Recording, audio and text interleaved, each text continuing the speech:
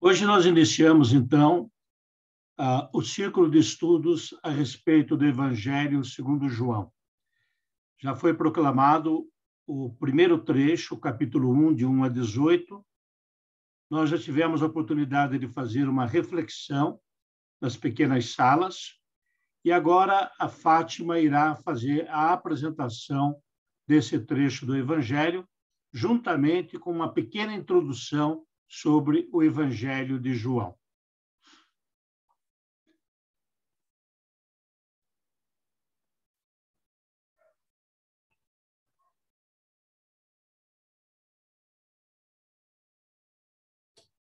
Vou falar para vocês em nome do Pai, do Filho e do Espírito Santo. Amém. Amém. Introdução ao Evangelho de São João. Opa, agora não está funcionando aqui.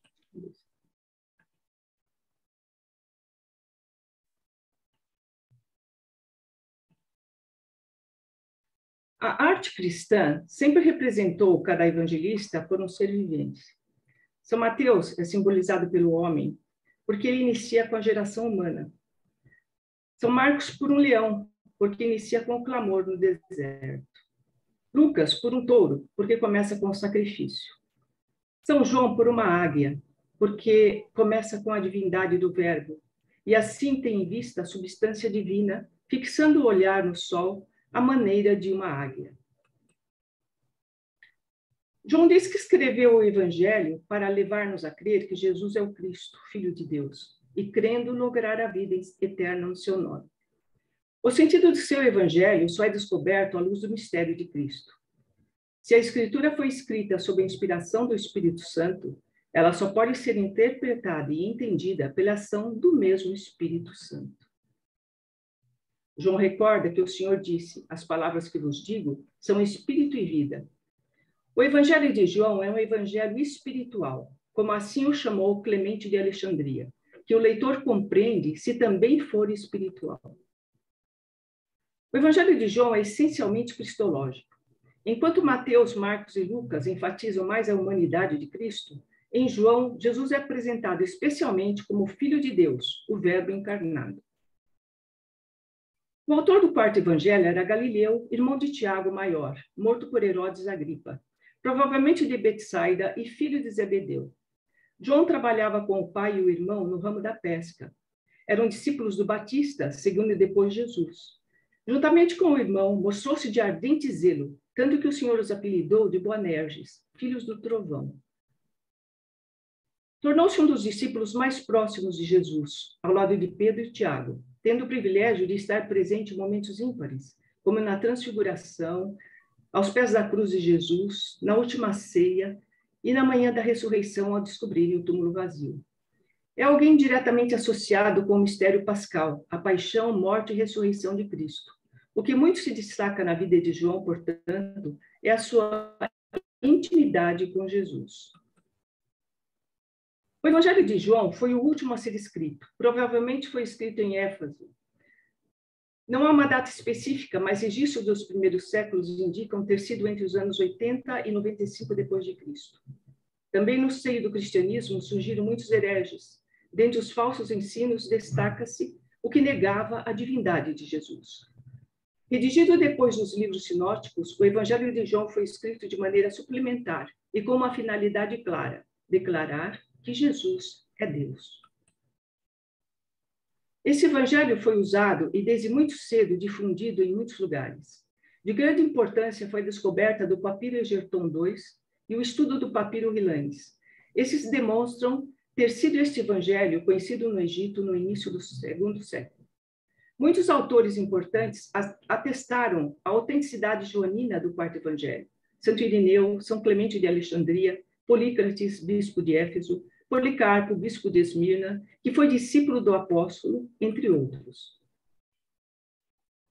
No Evangelho de João, há outros testemunhos importantes da vida de Jesus que não estão retratados nos outros evangelistas. As bodas de Caná, o encontro com Nicodemos, a ressurreição de Lázaro, etc. Ele tem um vocabulário e estilo próprios, tais como se concentra em termos essenciais: luz, vida, porta, água, pão, mas que possibilitam um encontro mais profundo com Jesus. O Evangelho de João foi estruturado em 4 partes. Um prólogo, onde ele inicia escrevendo que no princípio era o Verbo e o Verbo estava junto de Deus. O livro dos Sinais, onde João relata o início do ministério de Jesus. Nesse trecho contém os 7 milagres de Jesus, escolhidos como uma seleção de sinais do Messias. O livro da Glória, onde ele relata a paixão de Cristo, ressurreição de Jesus, suas aparições, a última ceia, momento que Jesus lavou os pés dos discípulos, traição de Judas, negação de Pedro. E um epílogo que se encontra no capítulo 21. Nele, João aborda sobre a aparição de Jesus ressurreto, a pesca milagrosa, a restauração de Pedro. Nessa parte, o autor se identifica como discípulo amado. Além dos sinais e dos sermões, o Evangelho de João traz 7 declarações de Jesus que revelam sua deidade. Em todas elas, ele se apresenta como o Eu Sou. O discípulo João, já idoso, uma tradição diz que ele atingiu a casa dos 100 anos de idade. Exilado na ilha de Patmos, na Ásia Menor, escreveu o Apocalipse, morrendo de morte natural. Era também evangelista e apologista. Seu evangelho tem esse duplo caráter, sobressaindo nele uma firme apologia da doutrina central da fé cristã. Sua riqueza doutrinária, os sinais, sermões e declarações nos apresentam a Cristo como o Verbo que se fez carne, para ser nosso libertador, provedor, salvador, guia, doador da vida, garantidor da eternidade. Esse propósito é diretamente anunciado por ele, quando, após registrar os sinais que evidenciavam a divindade de Cristo, afirmou: esses, porém, foram escritos para que creiais que Jesus é o Cristo, o Filho de Deus, e que, para que crendo, tenhais vida em seu nome. O Evangelho de João tem, portanto, crucial importância tanto para a propagação das boas novas da salvação aos que ainda não creem, quanto para a firmeza e permanência da nossa fé, através da vida que somente no Filho de Deus podemos ter. Que o conhecemos mais e desfrutemos de suas virtudes e maravilhosas bênçãos, para que permaneçamos firmes na fé e, ao final, tomemos posse da vida eterna. Prólogo de São João, capítulo 1, versículos de 1 a 18. O prólogo do Evangelho de São João fascina todas as gerações de cristãos. Sua beleza e profundidade teológica são de inspiração quase tangível. É a primeira coisa que se vê ao abrir o Evangelho de João, mas foi a última a ser escrita. É o resumo final colocado no início. É um hino a Jesus, a palavra que mostra à humanidade quem é Deus. Ele inicia mostrando a palavra junto de Deus, desde sempre, e conclui dizendo que essa palavra, encarnada em nosso meio, dá a conhecer plenamente o projeto de Deus. Não surpreende que era lido ao final de todas as missas no rito romano antigo. É uma declaração de fé e de maravilhamento espiritual a ser rezada todos os dias.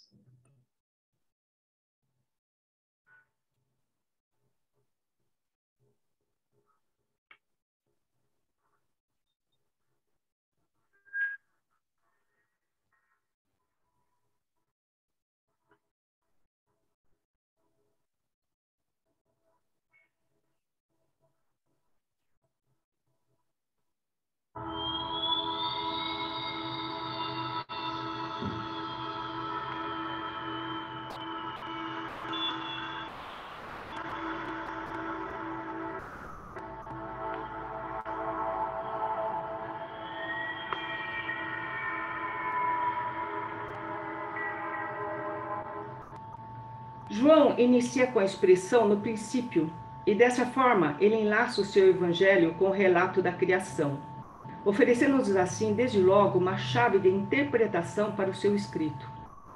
No princípio, Deus criou o céu e a terra, que nos ensina que Deus criou o mundo. Mas para João, e diferentemente do Gênesis, o princípio não se refere ao início dos tempos, mas à eternidade. A palavra é uma realidade anterior ao céu e à terra.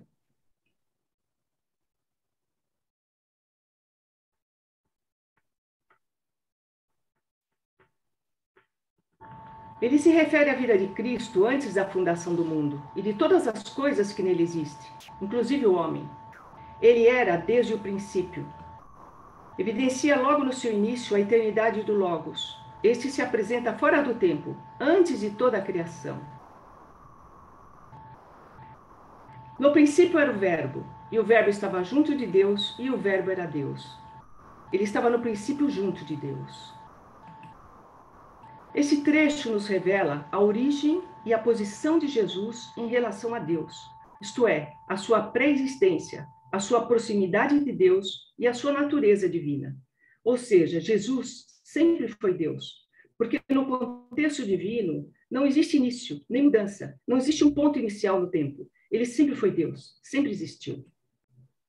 E Jesus não foi criado, mas foi gerado. Ele é um ser infinito, eterno, e se revela nas Escrituras como um ser além do tempo, ou fora do tempo. Assim, o Logos não tem uma substância, como tem as coisas criadas no mundo. Ele é consubstancial ao Pai. Ele era o Verbo. Verbo significa palavra, e palavra são sons que têm um significado próprio. Portanto, Jesus como palavra é o próprio significado de Deus. A palavra revela, define, e Jesus como palavra define e revela Deus. E Jesus é aqui nesse texto de São João chamado de Verbo numa distinção de Deus Pai, designado Deus o Filho, referindo-se à sua divindade, porém sem diminuir o seu caráter divino. Jesus sempre foi eternamente Deus. Jesus e Cristo referem-se à sua encarnação e obra salvífica. Esse começo de evangelho arrebatava o espírito de Santo Agostinho. Comparava esse evangelho a uma grande montanha alta e serena, de onde a divindade se deixava contemplar. E que montanha esta? Exclamava o grande doutor. Que elevação a desse gênio! Vede, João ultrapassa todas as alturas terrestres, todos os espaços etéreos, em seguida os próprios coros celestes e as legiões de anjos. Todas as coisas foram feitas por ele, e sem ele, nada do que foi feito se fez. O prólogo, depois de mostrar que o Verbo está no seio do Pai, passa a tratar da sua relação com as criaturas. Já no Antigo Testamento, a palavra de Deus aparece como força criadora, como sabedoria que estava presente na criação do mundo. Jesus é chamado a palavra, isto é, a força criadora que a tudo dá vida. No Gênesis, Deus disse, faça-se, e tudo começou a existir. Jesus é esta palavra que comunica a vida. Toda a criação foi feita através de Jesus, por ele e para ele. Aí nós vemos a ação do Pai que se exprime através de Jesus.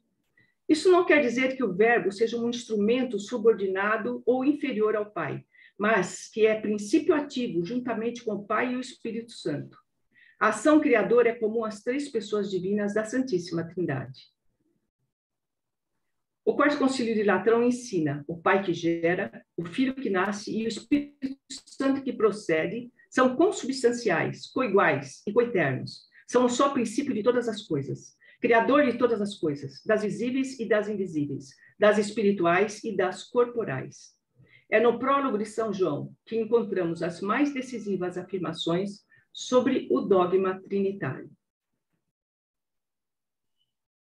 Nele havia vida, e a vida era a luz dos homens. Aqui trata-se da vida divina, fonte primeira de toda a vida, da natural e da sobrenatural. E essa vida é a luz dos homens, porque recebemos de Deus a luz da razão, a luz da fé e a luz da glória, que são participação da inteligência divina. Só a criatura racional é capaz de conhecer Deus nesse mundo e de o contemplar depois gozosamente no céu por toda a eternidade. Também a vida, o Verbo, é luz dos homens, enquanto os ilumina, tirando-os das trevas, isto é, do mal e do erro. Essa vida existe no Verbo de Deus de uma maneira inseparável, e existe juntamente desde que foi feita por ele, que é a vida espiritual e luz de todos os seres racionais. Essa é a razão pela qual são iluminados os homens, e não os seres animados ou inanimados inferiores, pois é necessária a existência da alma racional a fim de penetrar-se no universo da sabedoria. O Papa João Paulo II disse, na encíclica Jesus Cristo, Redentor dos Homens, que sem Jesus Cristo o homem permanece para si mesmo um desconhecido, um mistério insondável, um enigma indecifrável. Só Jesus Cristo revela o homem ao próprio homem, ensina o Concílio Vaticano II. Sem ele, a moral se desintegra, o valor individual de cada pessoa desaparece e a vida dos homens se assemelha à dos animais. A luz resplandece nas trevas e as trevas não a compreenderam. A comunicação da vida se dá num contexto de conflito entre luz e as trevas. A manifestação de Deus não é compreendida pelo mundo. Isto é, Jesus brilha no mundo mau, e por isso é tão perseguido, porque as trevas e o mal não podem compreender a luz de Jesus. Ao abraçarem o pecado, os homens se fecham à luz procedente do Verbo. Por isso, a condição do homem fechado em si e que procura manter essa orgulhosa autossuficiência é caracterizada por João como matar a verdade e ser mentiroso, buscar a glória dos homens em vez da glória de Deus. A luz veio a este mundo para brilhar no meio das trevas, do pecado. Por isso, Jesus é sinal de contradição. Sempre foi e sempre será. Diante dele, cada um se define por ele ou contra ele. Estamos vivendo tempos difíceis, onde as trevas tentam apagar a luz de Cristo e do Evangelho no meio dos homens. Mais do que nunca hoje, o ódio das trevas se manifesta contra a luz de Cristo e contra a Igreja. De modo especial, nós vemos isso nas questões morais. A todo custo, a todo instante, tenta-se aprovar a ignomia do aborto, da eutanásia, a contraconcepção radical através da mutilação do homem, da mulher, manipulação de embriões, enfim. Tantas outras iniciativas que desrespeitam a dignidade humana. Houve um homem enviado por Deus que se chamava João. Este veio como testemunho para dar testemunho da luz. Não era ele a luz, mas veio para dar testemunho da luz. Nós podemos ver que João Batista, ele vê e entende quem é Jesus, e anuncia Jesus para quem não ouviu e compreendeu, e suscita discípulos para Jesus. Ele não era luz, mas veio para ajudar o povo a descobrir e saborear esta presença luminosa e consoladora da palavra de Deus na vida.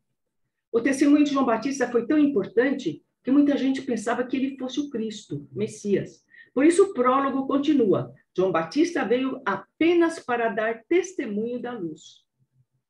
E testemunho é tudo isso.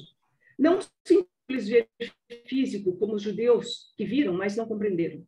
Mas um ver que sabe perceber a presença de Deus em Jesus e dá testemunho disso.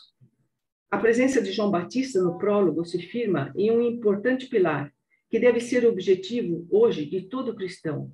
Não sendo a luz, reconhecer sua importância, dando testemunho dela e refletindo-a no mundo.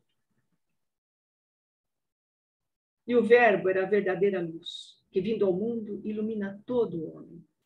Chama-se ao Verbo a luz verdadeira, porque é a luz originária da qual procede toda outra luz ou revelação de Deus. Deus é luz por essência.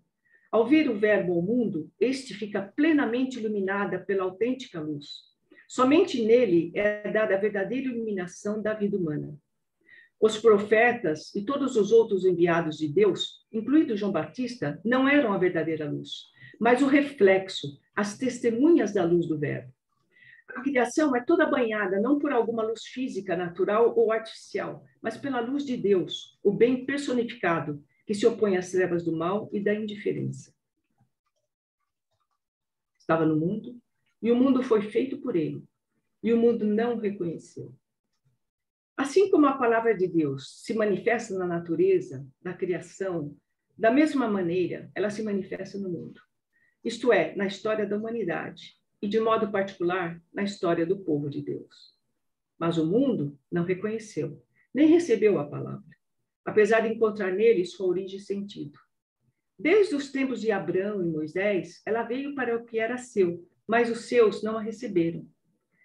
Quando fala mundo, João indica o sistema tanto do império como da religião da época, fechados sobre si, incapazes de reconhecer e receber a boa nova da presença luminosa da palavra de Deus. Homens que, obcecados pelas suas culpas, não reconhecem no mundo a obra do Criador, ficam apegadas só ao mundo e gostam exclusivamente das coisas que são do mundo. Mas o Verbo, a luz verdadeira, veio para nos revelar a verdade acerca do mundo e para nos salvar. Coragem, eu venci o mundo. Esse vencer o mundo implica em um aniquilamento do pecado e da morte, vitórias que Jesus Cristo comprou para nós pelo preço do seu sangue. Veio para os que eram seus, mas os seus não receberam. Pelos seus, entende-se em primeiro lugar o povo judaico, que tinha sido escolhido por Deus como o povo de sua propriedade, para que nele nascesse Cristo. Também pode entender-se toda a humanidade, pois pertence-lhe, por ter sido criada por ele, e ele ter estendido sobre ela sua obra redentora. Daí que a censura por não receber o verbo feito homem há de entender-se não só dirigida aos judeus, mas também a todos os que, chamados por Deus à sua amizade, o rejeitam. Mas a todos aqueles que o receberam, aos que creem no seu nome, deu-lhes o poder de se tornarem filhos de Deus. Receber o verbo é aceitá-lo pela fé, porque pela fé Cristo habita em nossos corações. Crer em seu nome significa crer na sua pessoa, em Jesus como Cristo, Filho de Deus. Isto é, os que creem no seu nome são aqueles que guardam íntegro o nome de Cristo, de tal maneira que não diminuem nada da sua divindade ou da sua humanidade. Deu-lhes o poder, equivale a concedeu-lhes através de um dom, a graça santificante, porque não está no nosso poder tornar-nos filhos de Deus. Este dom estende-se pelo batismo a todos os homens, sem limite de raça, idade, cultura. A única condição exigida é a fé. O Filho de Deus fez-se homem, explica Santo Atanásio, para que os filhos dos homens, os filhos de Adão, se tornassem filhos de Deus. Ele é filho de Deus por natureza, nós por graça. Os quais não nasceram do sangue, nem da vontade da carne, nem da vontade do homem, mas sim de Deus. O nascer de Deus é nascer orientado para as coisas do alto, dentro de uma geração humana, é claro, mas incerto no plano da graça de Deus. Gerados na carne, todos somos. A diferença está na forma como conduzimos nossa vida na carne. Quem acolhe Jesus na fé, ingressa na órbita do Espírito, obtendo a filiação divina, que por ser eterna, está acima da humana. A mudança de uma realidade, carne, para outra, espírito, exige uma ruptura chamada nascer do alto, da água e do espírito, em que o ser mesmo, vivendo na carne, que é a sua origem, situa-se com os olhos voltados ao alto. O sentido dessa passagem é mostrar que, por ser carne, o homem não tem vida em si mesmo, a vida definitiva e divina, a não ser por meio de Jesus, o Logos do Pai, que se fez carne, para resgatar a humanidade pelo seu sangue generoso derramado na cruz. O nascimento de que se fala aqui é uma verdadeira geração espiritual que se realiza no batismo. E o Verbo se fez carne e habitou entre nós. E vimos sua glória. A glória que o Filho único recebe de seu Pai, cheio de graça e de verdade. O grande mistério da encarnação, que foge à compreensão de todos, reside justamente na constatação de um Deus que deixa o alto dos céus para se tornar homem. Na encarnação de Jesus, nós vemos a palavra de Deus, seu Logos, que no princípio foi o Criador, fazendo-se homem de carne como nós, para dar sequência ao seu projeto de redenção dos seres humanos. Precisamente o termo teológico encarnação surgiu sobretudo a partir desse texto. O substantivo carne tem uma poderosa força expressiva perante aquelas heresias que negam a verdadeira natureza humana de Cristo. Por outro lado, carne acentua a condição passível e mortal do Salvador, que habitou entre nós, tomando a nossa natureza. Deus se faz homem para que o homem se divinize. O divino se rebaixa para que o humano se levante. Por isso, ao ler com religiosa admiração as palavras do Evangelho e habitou entre nós, ou rezar o Ângelus, é boa ocasião para fazer um ato de fé profundo e agradecido, e de adorar a humanidade santíssima do Senhor. Cristo efetivamente foi concebido no seio de Maria e fez-se homem para revelar o amor eterno do Criador e Pai, assim como para manifestar a dignidade de cada um de nós, nos diz João Paulo II, em uma das suas alocuções. E o Verbo se fez carne e habitou entre nós. Essa palavra, Jesus, montou sua tenda no meio de nós. O verbo esqueneou, montar a tenda, aqui utilizado, alude à tenda do encontro, que na caminhada pelo deserto, os israelitas montavam no meio ou ao lado do acampamento, e que era o local onde Deus residia no meio do seu povo. Agora, a tenda de Deus, o local onde ele habita, no meio dos homens, é o homem Jesus. Quem quiser encontrar Deus e receber dele vida em plenitude, é para Jesus que se tem de voltar. Vimos sua glória. Ainda que o aniquilamento do Verbo, ao tomar a natureza humana, ocultasse, em certo modo, a sua natureza divina, de que nunca se despojou, todavia os apóstolos viram a glória da sua divindade através da sua santíssima humanidade, pois manifestou-se na transfiguração, nos milagres, especialmente na ressurreição. A glória de Deus, que resplandecia no antigo santuário do deserto ou no templo de Jerusalém, não era senão uma antecipação imperfeita da realidade da glória divina manifestada através da santíssima humanidade do unigênito do Pai. O apóstolo São João fala com solenidade na primeira pessoa do plural: vimos a sua glória, pois conta-se entre as testemunhas que presenciaram a vida de Cristo e, em particular, a sua transfiguração e a glória da sua ressurreição. Cheio de graça e de verdade. Os termos graça e verdade são sinônimos de bondade e fidelidade, dois atributos que no Antigo Testamento se aplicam constantemente a Javé. Assim, a graça é a manifestação do amor de Deus pelos homens, e sua bondade, sua misericórdia, e sua piedade. A verdade implica a permanência, a lealdade, a constância, a fidelidade. Jesus, que é o Verbo de Deus feito homem, isto é, o próprio Deus, é por isso unigênito do Pai, cheio de graça e de verdade. É o pontífice misericordioso e fiel. Essas duas qualidades, ser bom e fiel, são como o compêndio e a síntese da grandeza de Cristo. E são também, de forma correlativa, ainda que em grau infinitamente menor, as qualidades primordiais de todo cristão, como expressamente o disse o Senhor quando louvou o servo bom e fiel. João dá testemunho dele, exclama: eis aquele de quem eu disse, o que vem depois de mim é maior do que eu, porque existia antes de mim. Mais adiante, nos versículos 19 a 36, dá-se a conhecer no Evangelho a missão de João Batista como testemunha do messianismo e da divindade de Jesus, que aqui se resume de modo muito concentrado. Segundo os planos de Deus, assim como os apóstolos darão testemunho de Jesus depois da ressurreição, o Batista será a testemunha escolhida para anunciar Cristo no momento de iniciar o ministério público. Todos nós recebemos de sua plenitude graça sobre graça. Graça por graça pode entender-se, com São João Crisóstomo e outros santos padres, como a substituição da economia salvífica do Antigo Testamento pela nova economia da graça trazida por Cristo. Também pode indicar uma superabundância de dons otorgadas por Jesus. A umas graças acrescentam-se outras, e todas brotam da fonte inesgotável que é Cristo, cuja plenitude da graça nunca se acaba.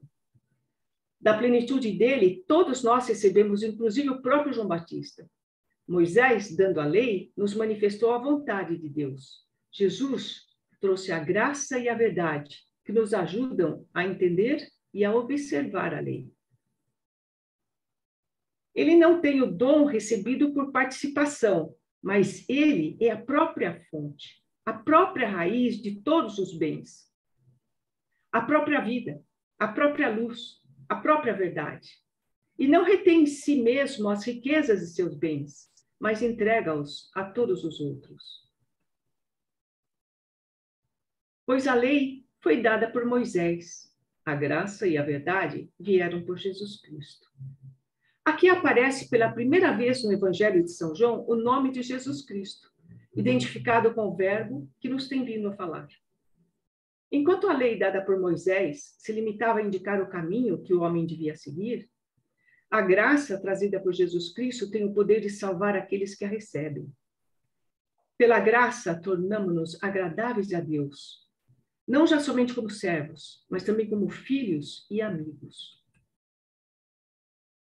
Ninguém jamais viu a Deus. O Filho único que está no seio do Pai foi quem o revelou. Todas as visões que os homens tiveram de Deus neste mundo foram indiretas, já que apenas contemplaram a glória divina. Isto é, o resplendor de sua grandeza. Por exemplo, Moisés, Elias, o profeta Isaías. Mas ao chegar à plenitude dos tempos, esta manifestação de Deus torna-se mais próxima e quase direta, já que Jesus Cristo é a imagem visível do Deus invisível. É a revelação máxima de Deus nesse mundo. Até o ponto que assegurou: aquele que me viu, viu o Pai. Deus, Pai, é um Deus escondido, que se revela à fé de quem crê. Para conhecê-lo, é preciso escutar sua palavra, acolher o seu unigênito e ver suas obras. Nas maravilhas da sua criação, o que ele tem de invisível se dá a ver. Nenhuma revelação mais perfeita pôde fazer Deus de si mesmo, que a encarnação do seu Filho, do seu Verbo eterno. Por isso escreve admiravelmente São João da Cruz: em dar-nos como nos deu seu Filho, que é a sua única palavra, que não tem outra, tudo nos disse, juntamente e de uma vez, nesta única palavra, e não tem mais o que falar. É como a chuva que lava. Este último versículo resume tudo. Ele evoca a profecia de Isaías, segundo o qual a palavra de Deus é como a chuva que vem do céu e para lá não volta sem ter realizado a sua missão aqui na terra. Assim é a caminhada da palavra de Deus. Ela veio de Deus e desceu entre nós na pessoa de Jesus. Através da obediência de Jesus, ela realizou sua missão aqui na terra. Na hora de morrer, Jesus entregou o Espírito e voltou para o Pai. Cumpriu sua missão que tinha recebido. Eu falei para vocês, em nome do Pai, do Filho e do Espírito Santo. Amém.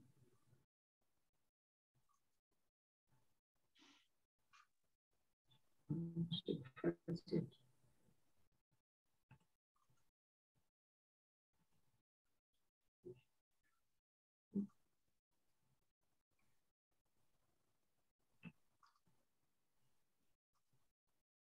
Bom, agora então, nós iremos mais uma vez para as nossas pequenas salas para continuar a meditação que começamos. Só que agora é o momento de trazer o Evangelho para nossas vidas. Na sala anterior, nós interpretamos e nós demos a nossa opinião. Agora, o que o Evangelho diz para mim? O que ele me interpela nesse momento? O que ele me sugere? E o que eu gostaria de responder ao Pai a partir da meditação desse trecho do Evangelho. Então, vamos lá por mais 30 minutinhos e depois retornaremos à sala principal. Até já.